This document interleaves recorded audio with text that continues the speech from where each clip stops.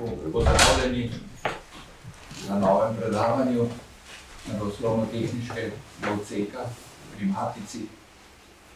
Danes bo govora o tleh, da so pomemben dejavnik za naše življenje. Danes smo zvedeli, da nas je že 8 milijard na Zemlji, da je treba vse te ljudi prehraniti. In tukaj je Zemlja bistvenega pomena, ne samo za svet, ampak tudi za Slovenijo, ki je najbolj pozidana. O tem bo govorila profesor Helena Grčman, profesorica z biotehnične fakultete, tam predava pedologijo, potem nekaj predava tudi arheologom. Pri študentih zelo priljubljena, ker so njena predavanja zelo taka živahna, pravi. Objavlja seveda tudi v znanstveni literaturi, je mnogokrat citirana, tako da je tudi v mednarodnih krogih znana. Pojavlja se v poljubni literaturi, tudi na radiju, na televiziji nastopa, tako da ni prvič pred publiko in prosim, da začnete. Najlepša hvala. Najlepša hvala profesor Pavliču za to priložnost, za povabilo in pa seveda za to kar preveč lepo predstavitev. Nekako smo se pogovarjali, da bi predstavila nekaj razlogov, zakaj je za Slovenijo tudi pomembno, da varujemo tla. Seveda, če pa želimo razumeti, zakaj moramo tla varovati ali pa da se tega zavedamo, je pa mogoče dobro, da vemo, kaj tla sploh so in pa zakaj imamo tako kvalitetna oziroma tako malo kvalitetna tla, kakor jih imamo. Se pravi, bo prvi del tega mojega predavanja namenjen nekako pregledu lastnosti tal v Sloveniji, predvsem z vidika teh rodovitnostnih lastnosti. Potem v drugem delu se bomo potem dotaknila načina varovanja tal, ki ga imamo v Sloveniji, in pa morda nekaj razlogov, zakaj pri tem varovanju dobrih tal, dobrih kmetijskih zemljišč v vsem tem obdobju nismo bili zelo uspešni.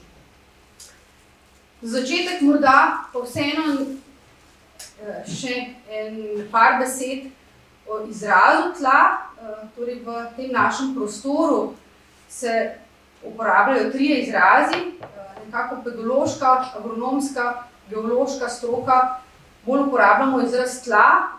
Ta izraz je potem pravzaprav takoj z ustanovitvijo biotehniške fakultete in tudi katedra za pedologijo nekako uveljavil in temu je potem sledila tudi vsa terminologija znotraj pedološke karte Slovenije. Medtem ko se je na oddelku za geografijo na filozofski fakulteti pa bolj zakoreninil izraz prst. O tem smo imeli kar nekaj debat. Če vas ta terminološka zadrega še bolj zanima, si lahko preberete nekaj zanimivih prispevkov in sicer v letu 2013 je v našem agronomskem zborniku izšel članek dr. Vrščaja Tla ali prst, potem pa še v letu 2015 je bilo v geografskem zborniku ena taka polemika, kjer sta sodelovala tako profesor Vrščaj kot profesor Repe, vsak svojega zornega kota, tako da vabim, da si preberete. Danes pa bomo uporabljala izraz tla, ki mi je morda nekoliko bolj domač. Vi pa si prevedete to v tisto terminologijo, ki vam je nekako bližja. Vsi trije izrazi pa imajo seveda to, bom rekla, nekako šibko točko, da imajo še drug pomen, tako pri tleh, prst kot zemlja, tako da morda noben od teh treh izrazov ni najbolj idealen, čeprav recimo nekako kmetje in pa ljudje pa tudi izraz zemlje zelo pogosto uporabljajo, čeprav je to tudi potem ime planeta. Torej, kaj so tla? Tla so seveda naravna tvorba, ki so nastala s preparevanjem kamnin in kopičenjem humusa. To sta samo dva glavna procesa, seveda teh procesov pri razvoju in nastanku tal je več. Gre za transformacijo, razgradnje, tudi premeščanje delcev navzgor, se pravi po profilu navzgor v ridni klimi in pa po profilu navzdol v pomidni klimi, tvorba strukture in tako naprej, vendar nekako dva najbolj pomembna procesa sta to nalaganje organske snovi in pa preparevanje kamnin, kar daje seveda tlom hranila v tla in pa tudi bom rekla, kako primerno strukturo tal, ki potem omogoča življenje organizmov in pa rast rastlin. Rečemo, da so tla trifazni sistem, torej da v tleh imamo vsa tri agregatna stanja, približno 50%, polovica te talne mase je trdnega dela, ki je sestavljen iz anorganskih snovi, mineralnih snovi, v glavnini, 5% pa je organske snovi. No in med temi trdnimi delci različnih velikosti je pa prazen prostor, ki je pravzaprav tisti ključ rodovitnosti. Zakaj kamnina ni rodovitna in tla so rodovitna, se skriva pravzaprav prav v tem praznem prostoru, ki je napolnjen bodisi z vodo, bodisi z talnim zrakom in to potem je idealna kombinacija, ki omogoča življenje organizma. Tla se seveda razlikujejo tako v mineralni sestavi teh trdnih talnih delcev, potem po sami razporeditvi, količini različnih velikostnih frakcij, kemijskih lastnostih in vse te lastnosti seveda nekako, če želimo razumeti funkcioniranje tal, kakovost tal, moramo iznati tudi potem vrednotati, analizirati. Pa mogoče za začetek nekaj par besed več o tej osnovni talni lastnosti, ki rečemo tekstura, rečemo tudi nemati vseh lastnosti, kajti vpliva potem na številne druge lastnosti, to je preprosto sestava tal glede na velikost talnih delcev. Tla so pravzaprav zelo preprosti sistem, mešanica delcev različnih velikosti, ki so se v tleh znašli bodisi kot posledica naravnih procesov, drobljenja, pretorevanja kamnin, bodisi pa tudi antropogenih vnosov, kot imamo primer recimo v urbanem okolju.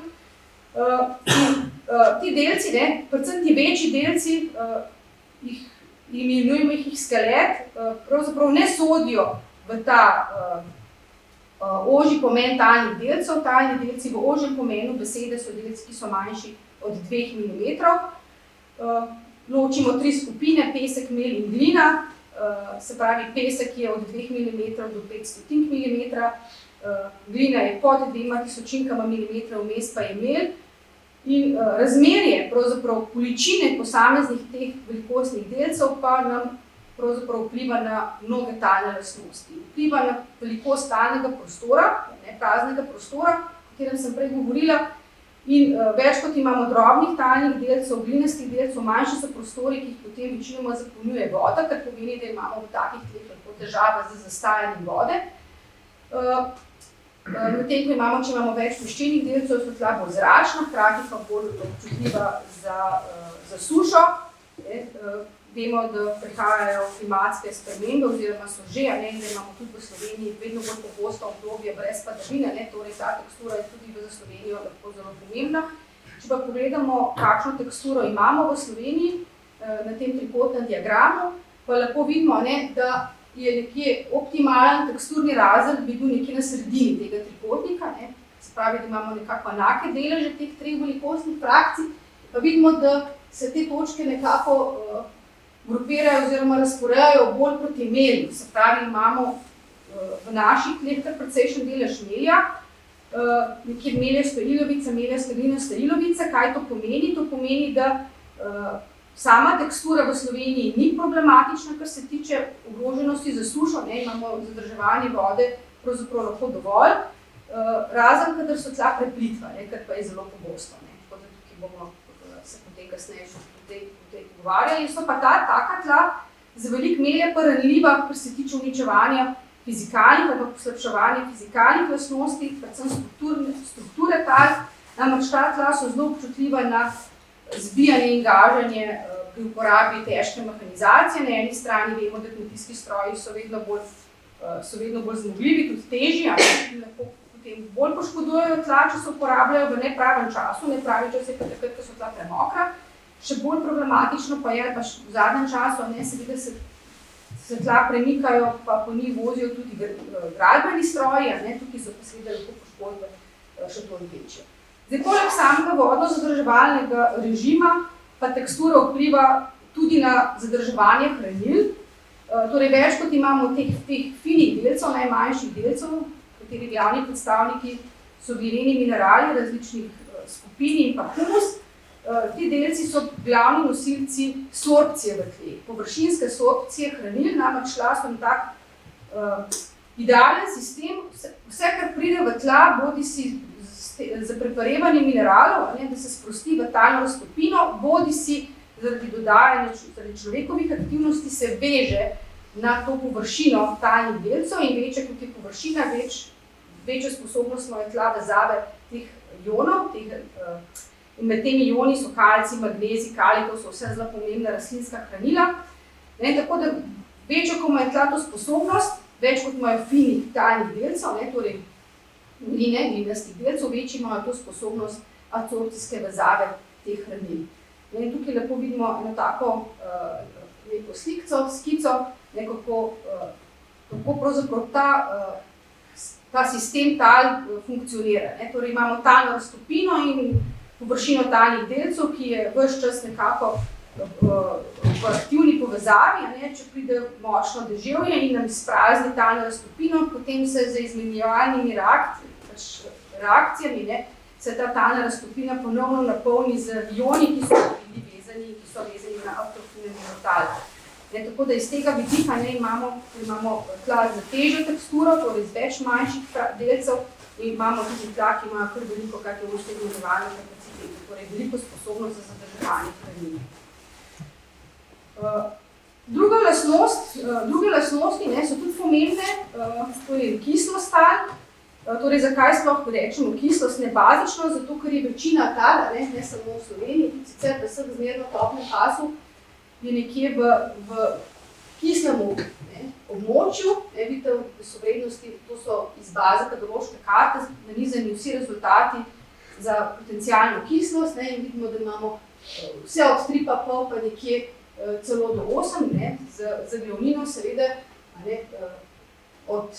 z glavnino nekje v rahlo kislem območju. Torej, malo tal imamo s pH nad 7, v Sloveniji so to tla na primorskem karbonatnem flišu, torej niso vsi flišni skladi karbonatnega porekla, imamo vipavski, koprski, goriški z večjim deležem bazičnih kationov in tukaj imamo tudi najvišje pH, pH je tudi 7,5, medtem ko brkinski skladi so bolj kisli, so bolj silikatni, torej nastajajo bolj kisla tla. Sicer pa imamo v Sloveniji, kljub temu, da imamo prevladujočo matično podlago karbonatno, torej apnenc in dolomit, imamo tla, ki so več ali manj v kislem območju. Zakaj? Zato, ker s preparevanjem apnenca se seveda apnenca karbonati raztopijo in počasi odhajajo iz našega talnega sistema in ker so to zelo prepareli sedimenti, je pH pravzaprav lahko tudi v kislem okolju, v območju. Se pravi, pH ni nič nenavadnega, da v tleh na apnencih beležimo pH vrednosti 5, 5,5.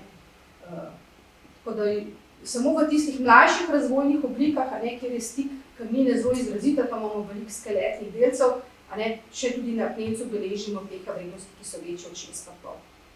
Kar se potem lepo izrazi tudi v deležu bazičnih kationov.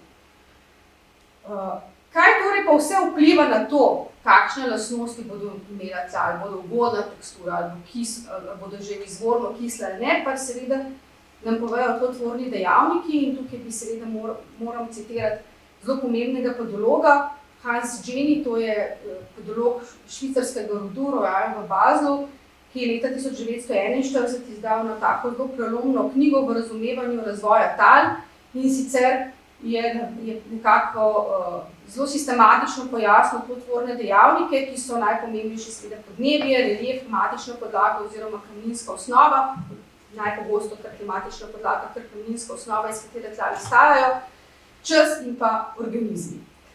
Zaradi teh tlotvornih dejavnikov in pa seveda, če imamo dovolj časa na razpolago, namreč ti procesi, ki sem jih prej naštela, se odvijajo zelo počasi. To so zelo preproste reakcije, ki pa seveda dajo nek viden rezultat šele v daljšem časovnem obdobju. Skratka, če imamo dovolj časa na voljo, se nam takole s časoma se nam diferencirajo ti sedimenti, v zgornjih plasteh se nam nakopiči humus, govorimo o humusno-akumulativnih horizontih, spodaj se nam ostajajo mineralne plasti, ki ležijo na zdrobljeni in pa potem trdni matični podlagi. Seveda teh horizontov je tudi še več, ampak danes imamo majčkeno premalo časa, da bi bolj podrobno o tem govorila. Torej, s časom se tla razslovijo v horizonte, zdaj hitrost, s katero ta tla nastajajo, se je tudi odvisna od načina preparevanja matične podlage, tudi od podnebja in pa seveda, koliko tega materiala se nabere tudi od reliefnih značilnosti.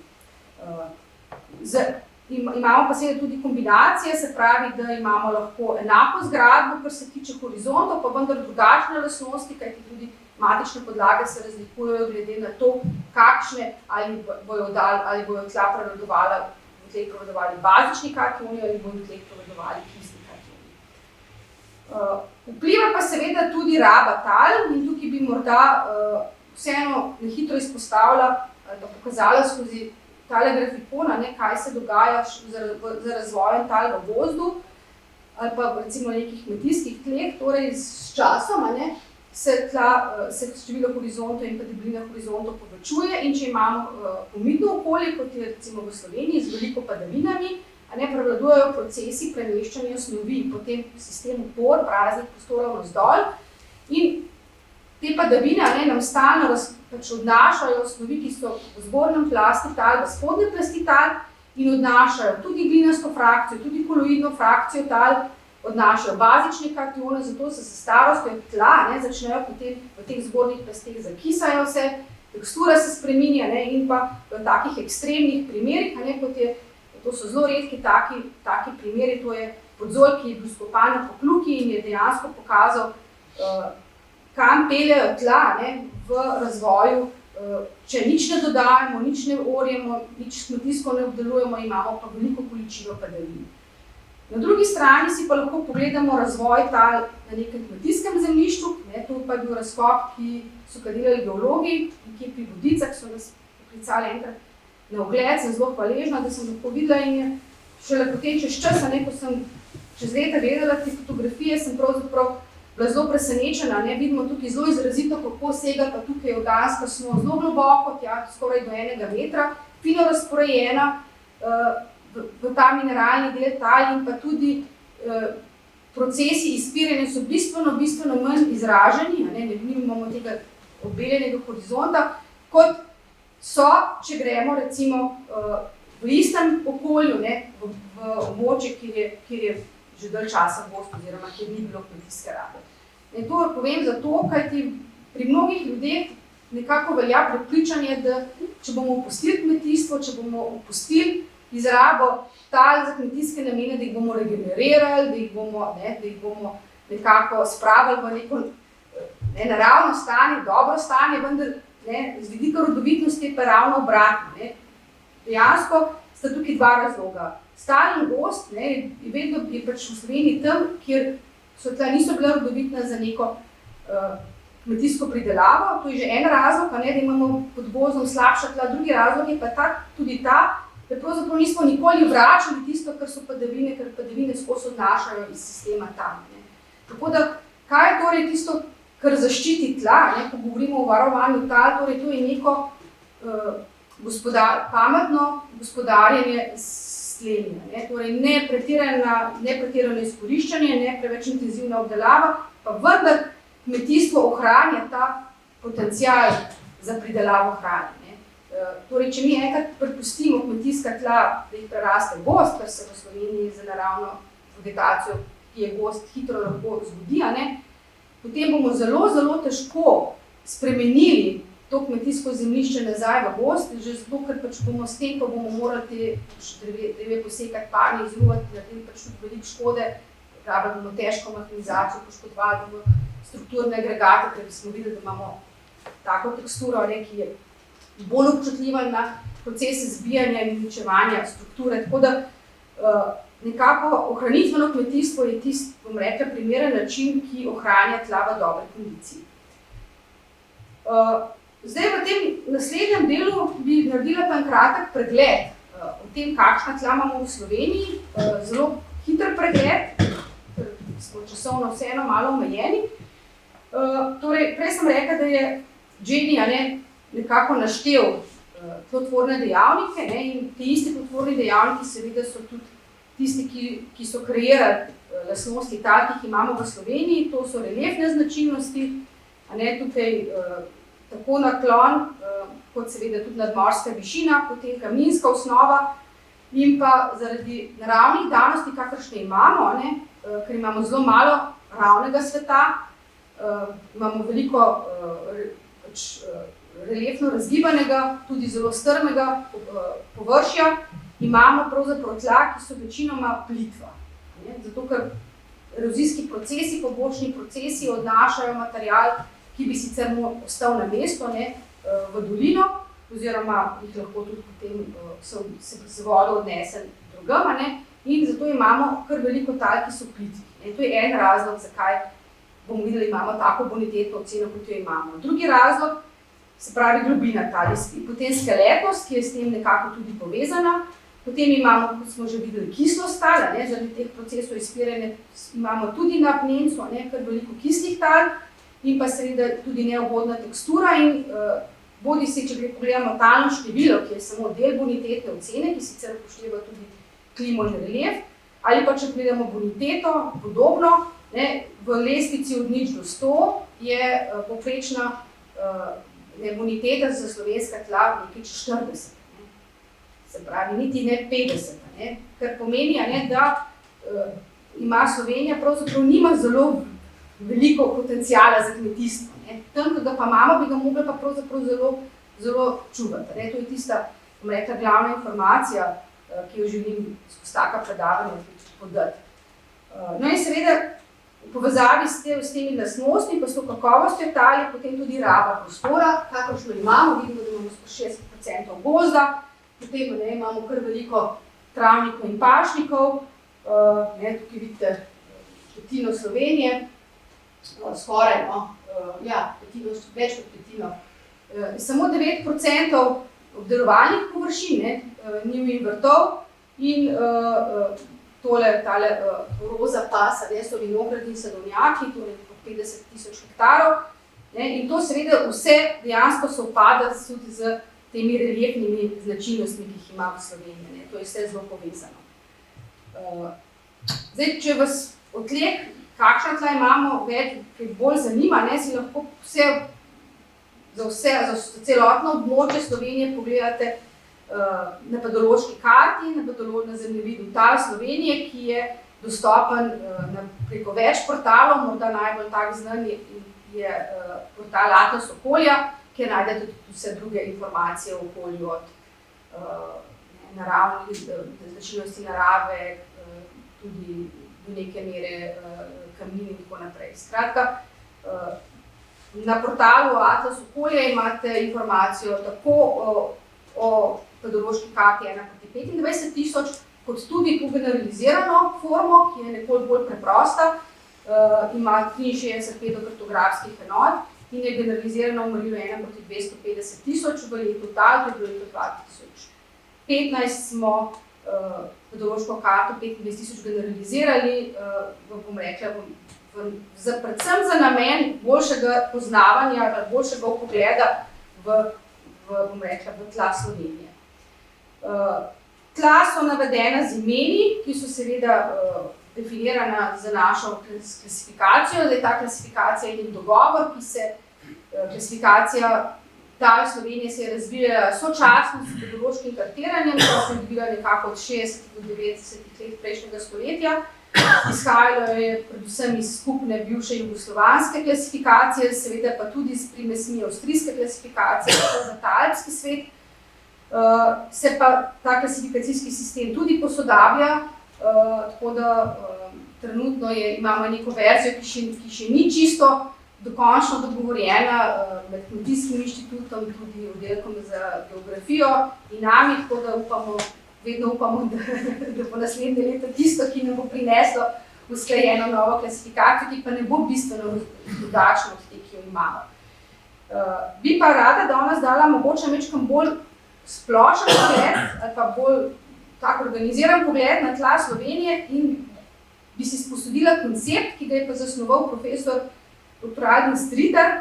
On je živel od leta 1925 do 1988, deloval je na našem oddelku za agronomijo, na naši katedri in je v knjigi Krajina in krajinski sistem leta 1990 je šla že po njegovi smrti zelo dobro nekako razložil tla Slovenije preko tlotvornih dejavnikov, predvsem preko reliefnih značilnosti Slovenije in je Slovenijo razdelil na preprostih 5 pedosekvenc. To imamo pa tudi danes čas, da gremo skozi te pedosekvence, teh 5 skupin. Pedosekvenco je definiral kot združbo ali več združb tal, ki se pojavljajo na isti ali podobni matični podlagi. In seveda, ker lastnosti tal pogojujejo rabo tal, pogojujejo tudi krajinske značilnosti. In na nek način je razložil, zakaj kje kakšne krajinske značilnosti. Tukaj bi se pa morda malo pravičila geologom, ki tukaj sedijo, torej izrazi, ki si jih je zamislil, so tako bolj podološko oziroma uporabno z vidika hitrosti nastajanja tal na ravnani. Uporabil je izraz trde karbonatne kamnine, tukaj je mislil biokemične karbonatne kamnine, apnenec in dolomit, potem je uporabil izraz mehke karbonatne kamnine, mislil je klastične sedimentne kamnine karbonatnega značaja, ampak pravzaprav iz tega vidika hitrosti pa načina preperevanja. Torej, ta prva pedosekvenca na trdih karbonatnih kamninah je seveda naša najbolj obsežna, kar se tiče površine Slovenije, namreč to je pedosekvenca na apnencu dolomitu, popravite me tukaj geologi, ki nekje zauzema 40–6% našega ozemlja. Se pravi, to je zelo razširjena pedosekvenca, ki sega od alpskega sveta, potem kraški svet, notranjska, dolenjska. In pravzaprav to je pedosekvenca, ki jo zaznamujejo zelo plitva tla, zelo skeletna tla, močni erozijski procesi. Samo v ravnanem delu se nam potem lahko naberejo tudi bolj globoka, več sedimenta, imamo tudi bolj globoka tla. In v zavetrnih oziroma erozijsko zaščitenih legah, kjer seveda so tla zaščitena pred vetrno erozijo in pa tudi pred vodno erozijo, in pa tam, kjer pravzaprav voda najde pot, v podzemlje se nam potem debelijo ti talni profili do te mere, da se nam potem razslojijo tudi preko rjavih pokarbonatnih tal, potem tudi v izprana tla. In tukaj vidimo, na tej sekvenci eno tako zaporedje teh tal na apnencih in dolomitih. In kot vidimo, prevladujejo renzine, to je izraz za tla, ki imajo samo humusno-akumulativni horizont, torej samo en horizont direktno na matični podlagi, torej tla niso bila dovolj globoka, da bi se razslojil mineralni del od humusno-akumulativnega in imamo različke glede na vrsto humusa, ki je, se pravi, če imamo hladnejše okolje, je ta mineralizacija organskih snovi počasnejša, imamo manj, se pravi, večje količine, manj razkrojenega humusa, to so take značilne črne barve, rečemo, da so to renzine z surovim humusom ali pa prhlinaste tudi renzine, to so potem naslednja faza. Ko pa potem počasi preidemo v nižje lege, je pa ta razgradnja organske snovi vseeno hitrejša in pa če imamo tudi dovolj časa in pa ko se nabere dovolj tega mineralnega dela, pa potem dobimo najprej sprastelinaste renzine, potem pa preko njih rjavko-karbonatna tla in na koncu izprana tla.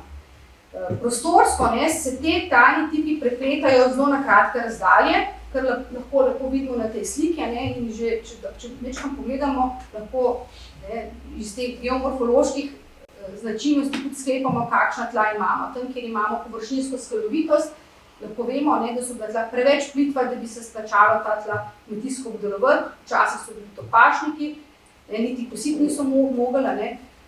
Tam, kjer so bila pa tla vsaj toliko globoka, da je bilo vredno imeti travnika ali pa celo njive, so pa seveda človek v preteklosti so to površinsko skalovitost odstranil, zložil v suhe zide in ustvaril kmetijske površine. Torej, preplet je seveda zelo na kratke razdalje, kar lahko še posebej vidimo včasih takole v gozdu, lahko par 10 metrov stran skopljamo talni profil renzine, nekje na nekem ravnanem platoju, kjer voda skozi najde pot v spodnje plasti, v podtalje, se nam pa potem naberejo neka bolj globoki profili preklarine in tukaj lahko razlike par 10 metrov. Ta pedosekvenca je bila tudi najbolj na udaru zaraščanja. Zakaj? Zato, ker so kmetijske površine bile najbolj razdrobljene in ekonomičnost je bila pravzaprav zelo slaba. Ne. In ko so ljudje dobili delovna mesta, službe v mestih, takoj po drugi svetovni vojni, se je seveda ta trend zaraščanja tega območja seveda zelo pospešil.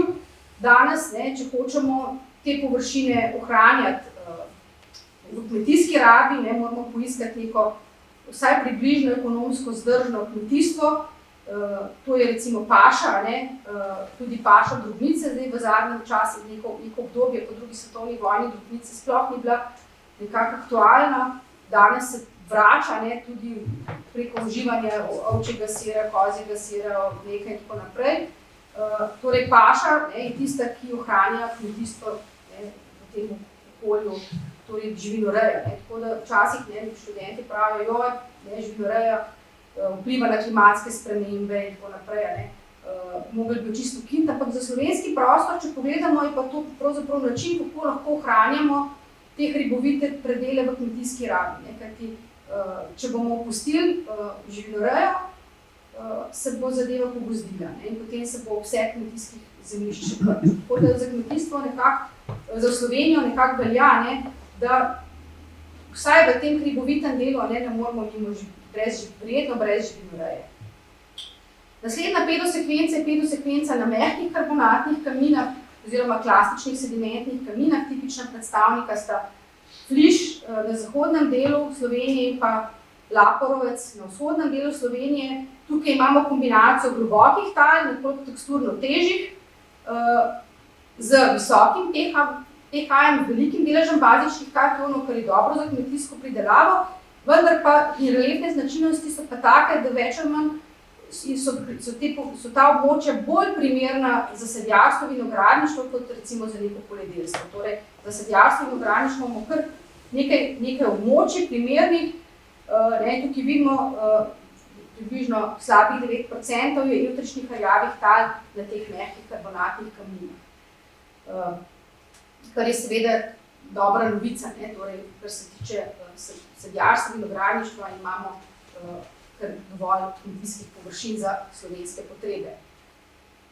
Naslednja pedosekvenca je pedosekvenca na nekarbonatnih kamninah. V to skupino je profesor Stritar uvrstil tako večino magmatskih metamorfnih kamnin, predvsem pa klasičnih silikatnih sedimentnih kamnin, kjer pa imamo kombinacijo izvorno zelo kislega pH-ja, torej to so pH vrednosti okrog 3,5 in pa 4,5.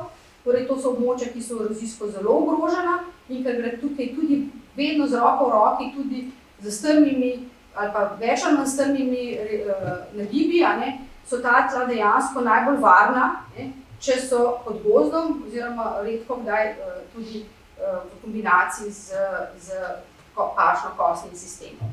Spet vidimo, kako lahko raba tal varuje tla. Samo poiskati moramo za vsaka tla primerno rabo. Torej, kombinacija kislih tal in pa globine tal je pa seveda odvisno od hitrosti prehrevanja. Se pravi, na nekih klasičnih imamo bolj globoke profile, medtem ko na kakšnih magmatskih, metamorfnih pa bolj plitva tla. Plitvejša oblika teh tal je rankar, ki zauzema nekje 2%, vsega 2% Slovenije, listična rjava tla pa nekje nekako tak izračun pokaže nekje okoli 20%. Ta območje je pravzaprav tisto območje, kjer je izvorno in je še vedno gosta.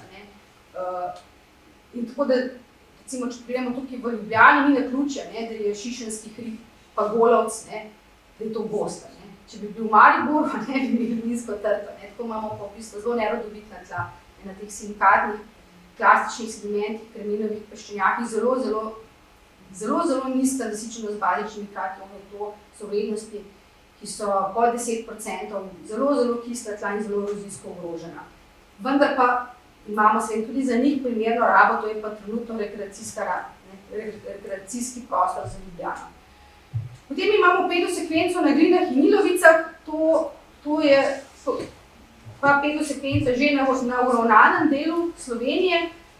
Gre pa za manjše doline, ob manjših potokih, rečicah z finimi aluvialnimi nanosi, kjer pa večinoma zastaja voda. In to zastajanje vode, mogoče lepo vidimo tukaj na tej sliki, prepoznamo po teh sivinah v tleh, oziroma v menjavanju sivih in rjavih tonov v tleh, kajti gre za procese oksidacije in redukcije železa, torej v tleh, ki so stalno pod vodo, stalno zamočvirjenja, se razvija taka izrazita siva barva, ki seveda ni najbolj primerna za kmetijsko pridelavo, predvsem za obdelovalne površine, torej tudi na teh površinah imamo predvsem lahko travnike.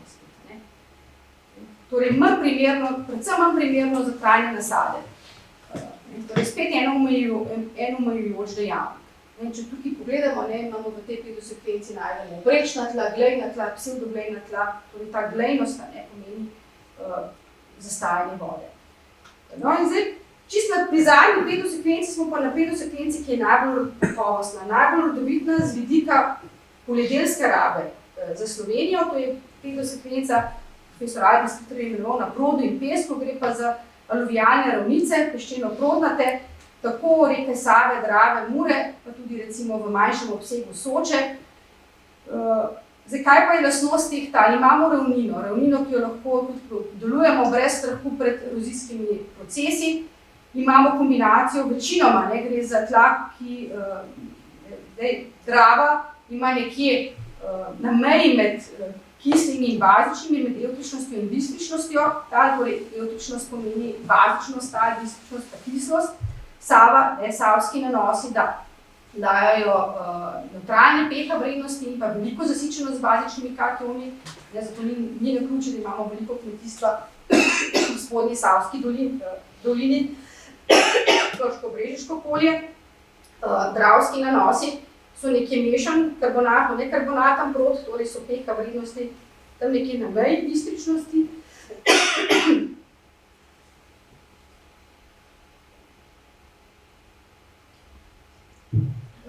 Zdaj, ta distričnost nekje na nivoju 40 do 55% na tem Dravskem polju. Potem imamo pa Mursko polje, kjer imamo pa nekoliko bolj kisle kamnine, nekoliko bolj kisle te sedimente, kjer je pa pH vrednost še nekoliko nižja. Ampak še vedno imamo ravnino in kmetijstvo je v vsem tem obdobju tudi ta tla izboljšala, torej apnenje, gnojenje.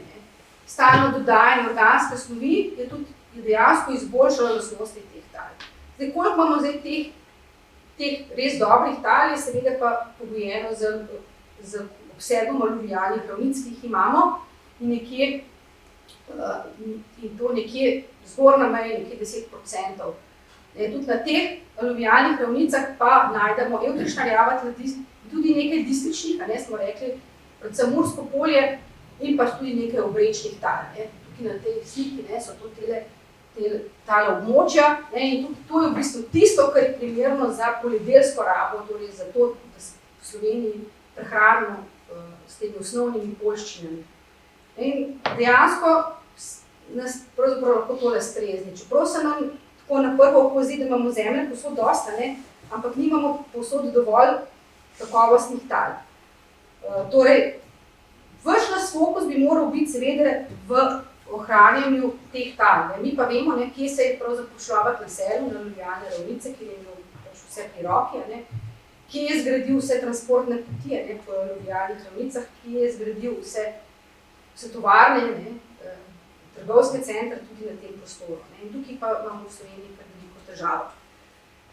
Tudi ta tla so pa seveda kmetijsko lahko ranljiva in pa imajo svoje omejitve, pogostokrat so tudi tukaj tla plitva, pogostokrat zelo skaletna. Lahko je, kar pove seveda, potem pomeni omejitve pri uporabi pesticidov, omejitve pri uporabi potem gnojila, nitratna direktiva zelo omejuje kmetijstvo na teh območjih, torej kmetje se tudi na teh območjih soočajo kar z velikimi restrikcijami. No, že prej sem omenila to povprečno boniteto, če pogledamo še večkrat bolj natančno, pa vidimo, da imamo samo približno 6% območij s boniteto več kot 60. No, in tako malo za primerjavo lahko povem, da Magna, ki bi se lahko naselila tudi v bližnje Kidričevo, na degradirano zemljišče, se je naselila na tla z boniteto preko 60-70. Torej, to so tisti naši grehi, ki jih imamo, da pa pač na robo umeščamo objekte v prostor. Zelo veliko smo govorili trenutno o ekosistemskih, o kmetijstvu, bi pa morda še vseeno povedali to, da tla nimajo funkcije samo pridelava biomase, torej preko kmetijstva, ampak tudi druge ekosistemske storitve, torej od tega, da prenašajo vodo, od površine do podtalne, podzemne vode, če tla pozidamo, potem gre to od površinsko odteče in ne polnimo potem podzemnih voda, do tega, da so tla prostor, kjer poteka razgradnja snovi, transformacije, in tla imajo neko puforno sposobnost pri sprejemanju teh tudi onesnažil. Torej, to so vse ekološke funkcije tal. Tla so tudi veliko skladišče genskega materiala, v tleh živi ogromno organizmov, predvsem mikroorganizmov, v tleh najdemo lahko tudi zdravila, antibiotike in tako naprej v teh organizmih, torej tla moramo ščititi to biodiverziteto v tleh tudi z tega vidika. In pa ker seveda na teh istih tleh tudi gradimo, živimo, izkoriščamo surovine, prihaja stalno do konflikta. Zdaj, najti pa moramo nek dogovor, kako gospodariti s temi tlemi, ki jih imamo. Seveda, največkrat to razumemo preko cene. Torej, kolikšna je cena enega hektara tal, in seveda, če pogledamo tržno ceno, ki nas najbolj zavede, je seveda zelo jasno. Tržna cena kmetijskega zemljišča, zdaj tole so mične stari podatki, bog ve, kam so že zdaj te cene šle, je bila recimo morda par let nazaj nekje od pol do 5 evrov na kvadratni meter, kar pomeni, da je kmetijsko zemljišče, če si ga imel, bilo vredno od 5 do 50 tisoč evrov na hektar. Če si to uspel spremeniti v zazidljivo, je to zemljišče dobilo vrednost od 30 do 500 evrov na kvadratni meter, kar pomeni od 300 tisoč do 5 milijonov evrov na hektar. Kaj zdaj to pomeni? To pomeni dve informaciji, da kmetijska zemlja ni vredna nič, da naravna tla niso vredna nič, ampak da so vredna pozidana. To informacijo imamo. In seveda vse to tudi spodbuja spremembo namennosti tal iz kmetijske v zazidalno rabo. Kakšna bi pa bila vrednost ekosistemskih storitev tal? Znamo to osnovno računati. Vrednost pridelka 1 leto, 2 leti, 10 let, to verjetno znamo. Vrednost zalog vode, tudi verjetno znamo. Vrednost varstva pred poplavami, vrednost zalog ogljika v tleh. Zdaj vemo, da se borimo proti klimatskim spremembam, hočemo zadržati čim več ogljika v tleh, tla so krasen rezervoar ogljika. Vrednost organizmov, ki živijo v tleh. Žal ne znamo vse to izračunati, malo se trudimo skozi različne projekte, vendar ni enostavno, in kako potem to kalkulirati to ceno, da bi znali pravilno gospodariti. Tla so pa v resnici zelo ranljiv sistem, čeprav morda se nam zdijo tako zelo neživa, ko jih pogledamo, so zelo ranljiva. Degradacije tal, niso samo pozidava, so tudi erozijski procesi, ki po ocenah nekako za erozijo je podvrženo kar 25% kmetijskih zemljišč v Evropi. Pozidava, smo rekli, trenutno vzame okrog 500 kvadratnih kilometrov na leto v Evropi, zdaj v enem obdobju predtem celo do 1000 kvadratnih kilometrov na leto.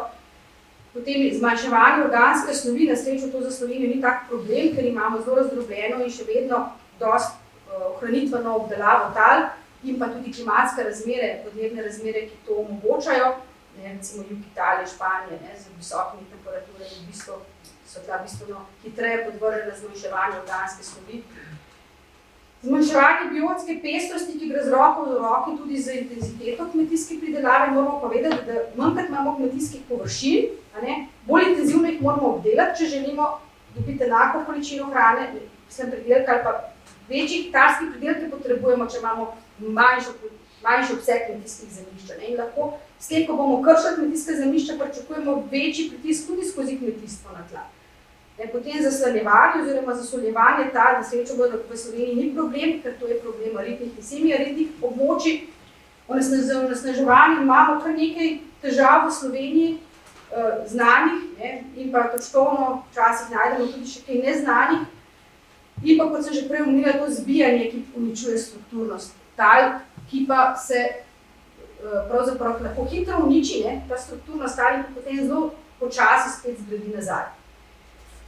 Torej, nekje sem zasledila te številke, da smo v Evropi od leta 1990 do 2000 izgubili potencial za 6 milijonov ton pšenice. Ne. In istočasno, ko prihajajo klimatske spremembe, ko vemo, da bomo imeli države z poletnimi sušami, ne, vemo tudi, da smo pač pozidali toliko kmetijskega prostora in to se Evropa zelo zaveda in nova strategija za tla, pravzaprav, ki je prišla lani, zelo nagovarja vse evropske države, da je potrebno kmetijska zemljišča, kmetijska tla maksimalno zaščititi.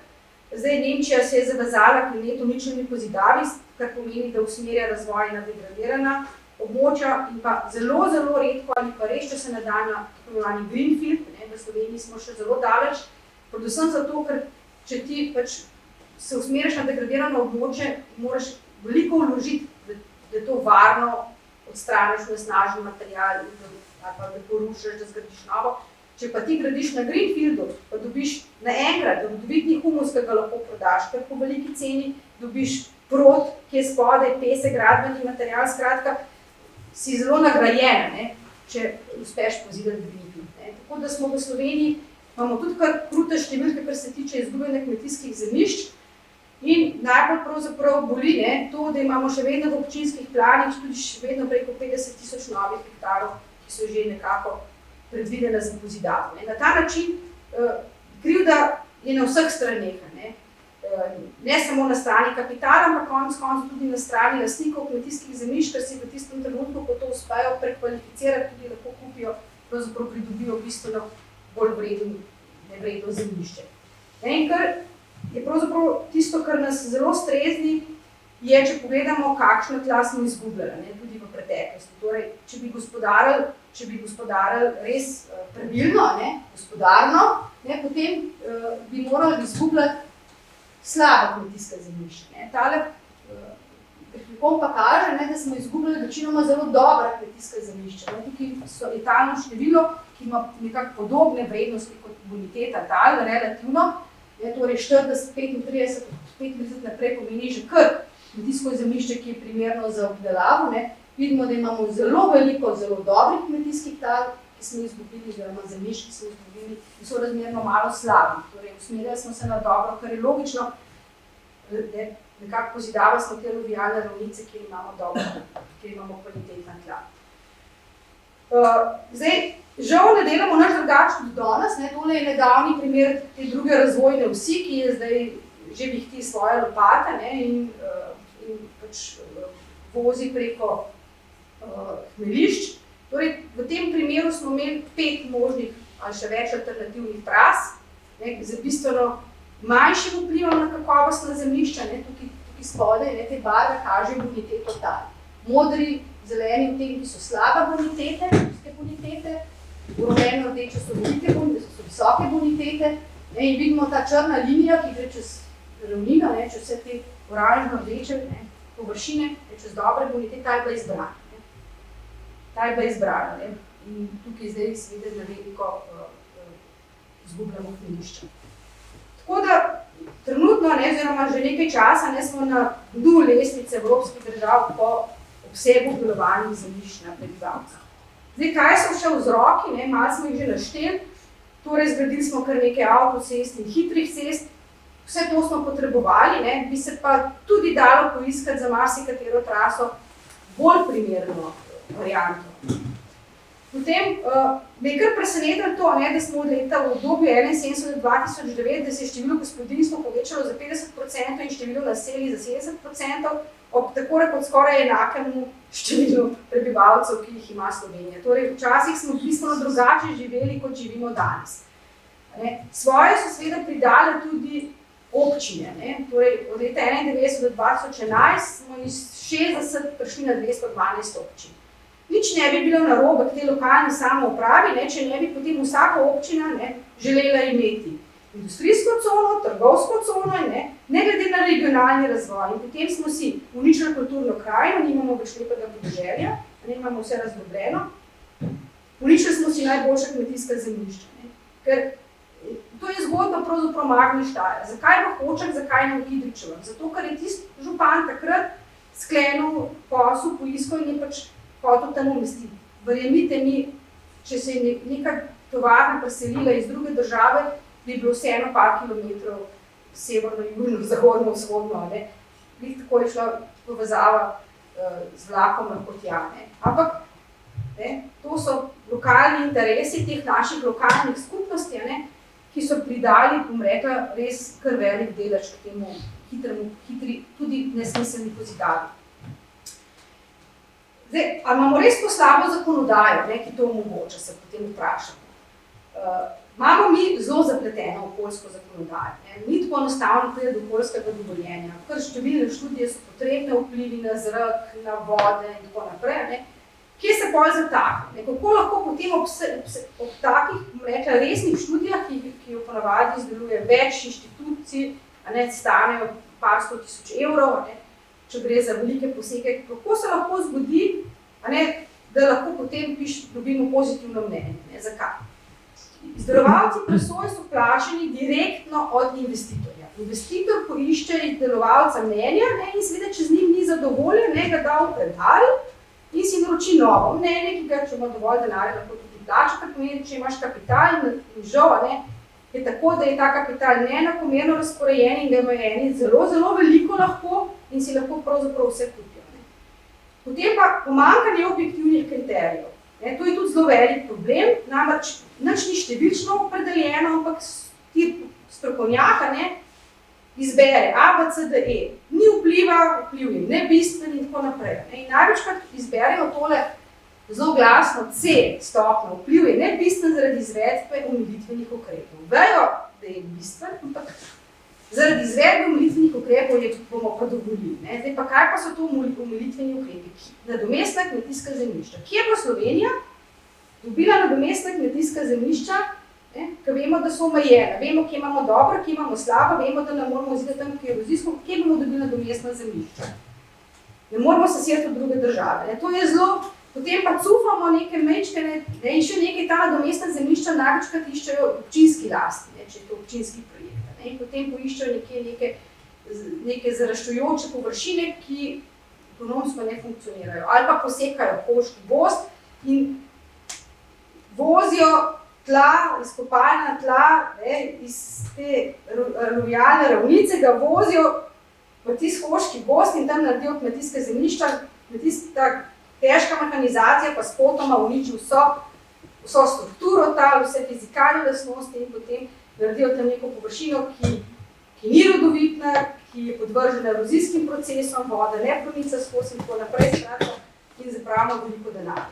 To so naši omilitveni ukrepi. Ali pa to, ne, da bi nekaj, kar je v občinskih planih že zazidljivo, spremenili nazaj v nezazidljivo, kar se je pa ugotovilo, da pravno ni mogoče, ker to vpliva na premoženje ljudi. Ti ne moreš nekomu, ki si mu enkrat dal pravico zazidljivega zemljišča, to spremeniti v nezazidljivo, ne?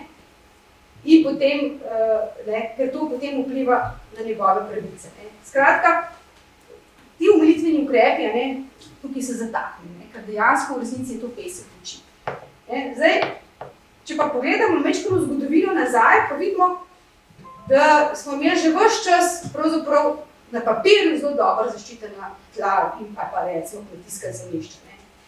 Zaščita kmetijskih zemljišč je zapisana v Ustavi Republike Slovenije v 71. členu. Da je to tako pomembno, da mi to ščitimo skozi različne zakone in uredbe. In potem, če pogledamo nazaj, vidimo, da smo imeli temeljni zakon o izkoriščenju kmetijskega zemljišča že v uradnem listu FLR-ja, Federativne ljudske republike Jugoslavije, če se še kaj spomnimo, jaz sem nič, ker sem kasnejšega porekla.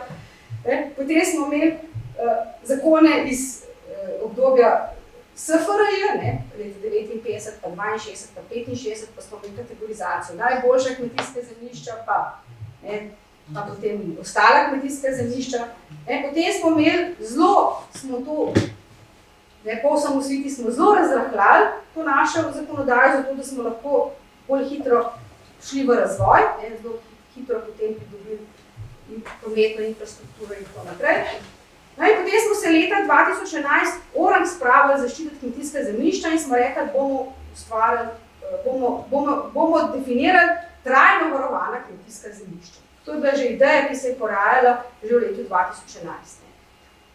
To je bil ta predlog trajno varovanih kmetijskih zemljišč in pa nadomestilo plačila, če pozidaš greenfield. Ne. Se pravi, če bi ti pozidal greenfield, ne, moraš plačati odškodnino. To sta bila dva, bom rekla, taka ukrepa, ki jih je prinesel ta zakon. Ne. No, že leta 2012 takoj je bil spremenjen in sicer predvsem z vidika teh odškodnin, ker so bile grozno prevelike, prej smo gledali, kaj je ekosistemska storitev tal, in če bi ti 1 hektar pozidal, 1 hektar zemljišča namenil za nekaj gradno, ampak tukaj pomeni celoten hektar, ki bi ga ti izvzel iz kmetijske rabe, če bi bila to najboljša kmetijska zemlja, do 100, ker vemo, da imamo samo 6% kmetijskih zemljišč z boniteto nad 60, bi bilo plačilo tam okrog 200-250 tisoč evrov za cel hektar, sicer pa toliko manj. In to je bilo preveč in so potem že leto 2012 to zadevo zelo zmanjšali, tako da so do 50. razreda, do 50. bonitetne točke ukinjali plačilo nadomestila, potem so spremenili to, da plačaš samo od tistega dela, ki je dejansko pozidaš, ne pa od parkovnih površin okrog, ker vemo, da če si ti nekaj razdrobil, odvzel, tisto nikoli več ne bo kmetijsko zemljišče, se pravi, plačuješ samo od kvadratnega metra, ki je dejansko pokrit, in pa bistveno so potem zmanjšali te odškodnine. Že takrat smo se pa nekateri tudi oglasili, da tudi te odškodnine pravzaprav so moralno sporne. Kaj? Zakaj? Zato, ker to pomeni, da če imaš denar in lahko kupaš Twitter, lahko tudi pozidaš najboljšo kmetijsko zemljo, ker imaš denar, pa lahko plačaš. Če pa nimaš denarja, ne moraš pa ravnati po neki etiki. Torej, tudi tukaj, tudi ta varovalka ima lahko nek moralni zadržek. Ta druga zadeva so bila pa trajno varovana kmetijska zemljišča, leta 2011 so bila predvidena, leta 2017 mislim, da je bila potem metodologija sprejeta, kako se bodo določale se bodo ne za odlokom kot natura, bi država rekla, jaz pa vem, ali pa strokovnjaki bi rekli, pedologi, geografi bi rekli, mi pa vemo, kje imamo najboljše, to bomo zaščitili, ne. Življenje v prostoru je dinamično, zmenimo se preko občinskih prostorskih načrtov, se pravi, bomo trajno varovana kmetijska zemljišča določevali v vseh postopkih, ki bodo začeli potekati kot občinski prostorski načrt. Kar pomeni, da zdaj mislim, da v par občin je v procesu določevanja, pa smo leta 2022, pa smo si jih spomnili leta 2011, da jih bomo postavili. Danes mislim, da je par občin, ki jih je zarisalo, v zakonu piše, da veljajo 10 let, se pravi, 20 let ne bomo imeli izbranih trajno varovanih kmetijskih zemljišč, njihova zaščita je pa itak kratkotrajna. Tako da, ja, moj zaključek ne more biti ravno optimističen, ker nimamo nekak mehanizmov. Etika, morala je tisto, ki bi edino lahko delovalo, nam denarne varovalke, plačila in vse tako naprej, ne vedno puščajo neko možnost, da delaš v prostoru, kar hočeš. Čisto za konec pa še s tole mislijo, narod, ki uničuje tla, uničuje sebe in verjetno se prepoznamo tudi v tem stavku. Tako da s tem stavkom bi se vam rada res zahvalila za vašo pozornost z današnjim predavanjem.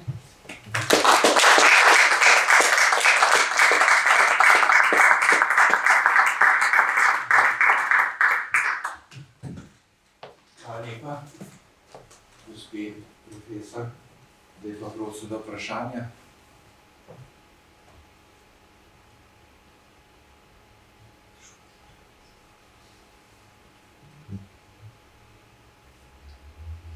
Jaz upam, da nisem bila predolga. Ne. Ostalo brez besed. Je pa šokantno, ko slišimo kako malo je res teh zelo rodovitnih površin, taki laiki. Ja. Da je kaj upanja, da se bo to izboljšalo? Ja, da bi bolj pametno gospodarili v prostoru, težko, zato ker vedno bolj izgubljamo stik z zemljo, s temi. Ljudje, mlajša generacija morda se sploh ne zaveda, da hrana morda pa res ne zraste v Lidlu, pa v Hoferju, pa da je mogoče. Zdaj, pa vidite pa, da se lahko situacija zelo hitro obrne, lahko samo ena vojna, samička še razšir, pa ne bomo mogli več kupovati v Lidlu, pa v Hoferju. Pa bomo mogli se dejansko upreti na svoje lastne kmetijske površine. Kaj to pomeni? Bomo obdelovali vse vrtače, bomo izsekali gozd, bomo nosili boj na požiralniku, ne? Bomo nosili v koših na hrbtu zemljo, ne? Vzgor, ne? Torej, kar bi mogli zaščititi tisto najboljše. Ne? To se mi zdi, da je res naloga nas vseh, ki nekako to, se tega zavedamo, da malo širimo to. Jaz sem nekako probala povabiti še tudi malo civilnih iniciativ, pa nekako še ni zanimanja za te teme. Izrin gradno na pobočja iz dolin. Zdaj, predvsem mislim, da poiskati degradirana območja. Zdaj, na pobočje težko, ker imamo tudi veliko erozijsko pa plazovnih območij, ampak predvsem po moje na ta degradirana res pogledati, kakšna je zasedenost recimo raznih industrijskih con pa trgovskih centrov. A res rabno, Ni razvoj občine vedno samo asfalt pa beton. Razvoj občine je lahko tudi kultura, tudi turizem, nekako mogoče na ta način. Ker jaz mislim, da imamo kar veliko površin samo območij, tudi že pozidanih, ki bi seveda z malo večjim vložkom se dalo obnoviti.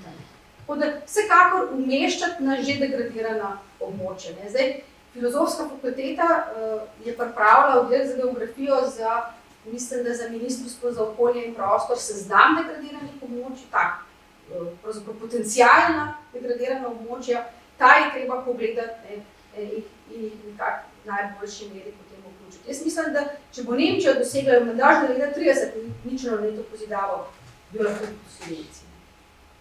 Kdo pa bo obdeloval ti površine, kmetijske? Kmetijskih površin, tisti, ki so v ravnini, jih ni več za dobiti. Kmetje, tisti, ki so se tudi zelo povečali, torej kmetije, so bile včasih 3 hektare, smo rekli, izgubljamo 3 do 5 hektarov na dan, to je bila ena kmetija na dan. Zdaj kmetija 3 do 5 hektarov pravzaprav ni nič. To se res, če imaš, neko specialno drago kmetijsko kulturo. Drugače pa moraš imeti to, kmetje imajo kmetije, ki so več 10, skoraj 100 hektarske, recimo.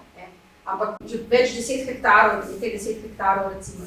In ti kmetje veliki se zelo pravzaprav zanimajo za nakup zemlje, ker ni za dobiti. Zelo težko je dobiti kmetijsko zemljo. Pa imamo pa še ta sistem, tako imenovane sklada kmetijskih zemljišč, ki pa tudi so taki in drugačni vidiki tega gospodarjenja, ampak majčkeno presega tole. In današnji okvir pa tudi malo mojega znanja, ker tudi so spremembe zdaj v tem sistemu gospodarjenja za skladov kmetijskih zemljišč. Tako da jaz mislim, da problem v obdelavi, kdo bo to obdeloval, ni. Problem, kdo bo obdeloval vrtače pa strmine, to je problem. Tega ne bomo mogli obdelovati. Kmetje, ki imajo stroje, obdelajo lahko hitro.